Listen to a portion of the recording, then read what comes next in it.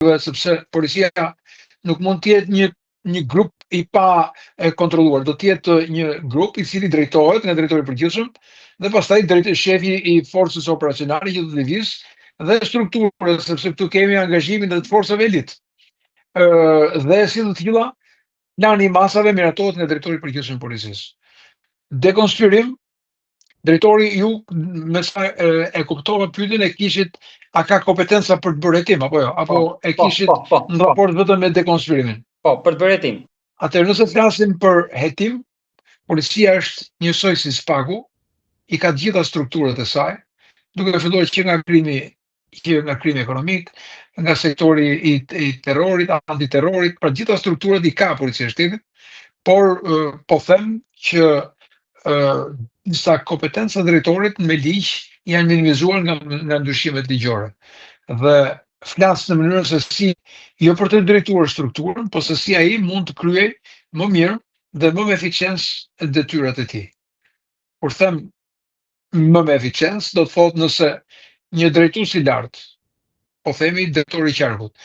po jo vetëm, po dhe drejtues të tjerë, shefi i komisariatit, shefi i krimeve, pra gjithë ata të cilët sipas ligjit dhe ndryshimeve ligjore u bën pjesë e zgjedhjes tyre me garë dhe me konkurs, atëherë në këtë moment që për çdo arsye, qoftë në njëri është në hetim, ose është objekt dhe subjekt i SPAK-ut, dhe për një arsye është detyruar të ndalohet, të largohet nga detyra, momenti i përzgjedhjes së një personi tjetër nuk mund të jetë më drejtori që përzgjedh kabinetin, stafin, skuadrën e tij, por është gara. Dhe gara zgjat 3 muaj, nga të cilët mund të fitojë ndoshta ai apo ata personat të cilët janë më të aftë për të kopsitur letrat, se sa mund të themi përcaktimi një drejtori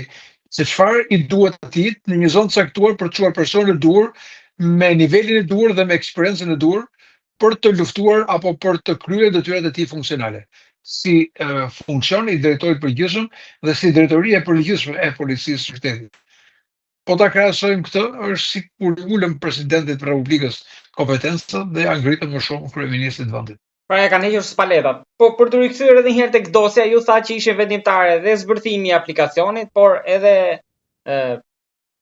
materiali që furnizuan nga autoritetet gjermane, por ndërkohë kemi edhe 3 të penduar, 2 në Itali dhe 1 në Shqipëri. Këta kanë luajtur një rol vendimtar për këtë? Nuk mund të them vendimtar, por shumë të rëndësishëm. Vendimtar është kombinimi midis rrëfimeve dhe informacioneve të cilët duhet kryqëzohen.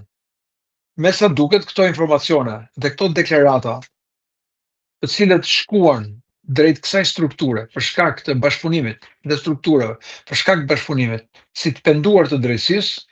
kanë përkuar me data dhe me individ dhe me aktivitetet të cilët janë marrë si nga komunikimet nëpërmjet Sky, ashtu edhe nga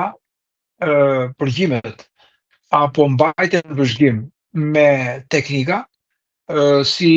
përgjimet ambientale, përgjimet e telefonave. Madje prokurori Rossi tha që ne kemi pasur mundësi të shikonim mbi telefonet e tyre dhe komunikimet që ato kanë pasur, ku këtu ishin dhe materiale, letra dore, ku ato mbanin bilancet apo kontabilitetin e tyre për aktivitetin që ata kishin kryer.